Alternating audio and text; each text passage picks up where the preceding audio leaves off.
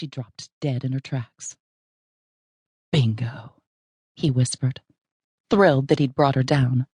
One of the most newsworthy women in all of Grizzly County. And then there were 5. Just as the first few flakes of snow began to fall, he shoved hard on his own ski poles, driving them deep into the snow, pushing himself forward. In easy, long strides, he took off through the trees, a phantom slicing a private path into the undergrowth deep within the Bitterroot Mountains. He'd lived here most of his life, and knew this back-hill country as well as his own name. Down a steep hollow, along a creek, and over a small footbridge, he skied. The air was crisp, snow falling more steadily, covering his tracks. He startled a rabbit a good 2 miles from the kill site, and it hopped away through icy brambles, disappearing into the wintry woods. Darkness was thick by the time he reached the wide spot in the road where he'd parked his van. All in all, he'd traveled 5 miles and was slightly out of breath. But his blood was on fire, adrenaline rushing through his veins, the thought of what he'd accomplished warming him from the inside out. How long he'd waited to see her fall.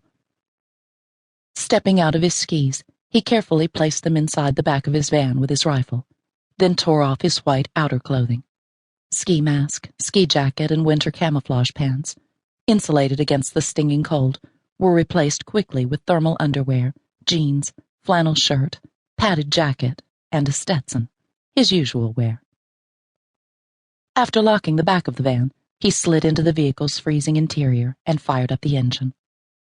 The old Ford started smoothly, and soon he was driving toward the main road, where he knew, because of the holidays and impending storm, traffic would be lighter than usual.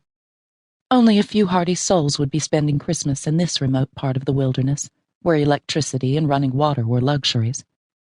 Most of the cabins in this neck of the woods were bare-bones essentials for hunters, some without the basics of electricity or running water, so few people spent the holidays here. Which was perfect.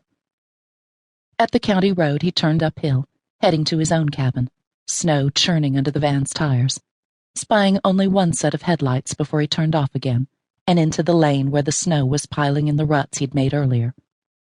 Yes, he should be safe here. He'd ditched this van for his Jeep, but not until he'd celebrated a little.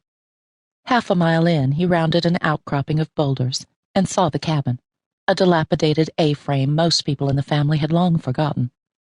It was dark, of course. He'd left it 2 hours earlier while there was still daylight. After pulling into a rustic garage, he killed the engine, then let out his breath. He'd made it. No one had seen. No one would know. Yet. Until the time was right.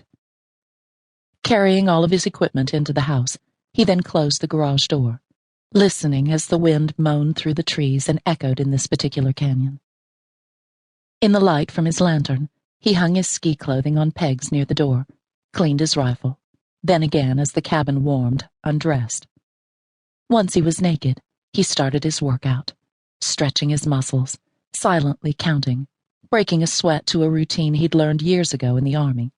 This austerity was in counterbalance to the good life he led, the one far from this tiny cabin.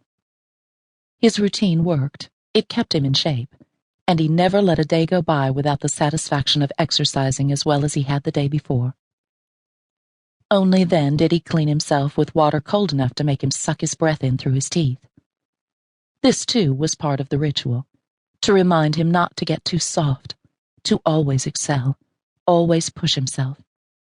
He demanded perfection for himself and expected it of others. As his body air-dried, he poured himself a glass of whiskey and walked to the hand-hewn desk attached to the wall near his bunk. Pictures were strewn across the desktop, all headshots, faces looking directly at the camera. His camera, he thought, with more than a grain of pleasure. He found the photograph of the woman he'd just sent to St. Peter, and in the picture she was beautiful.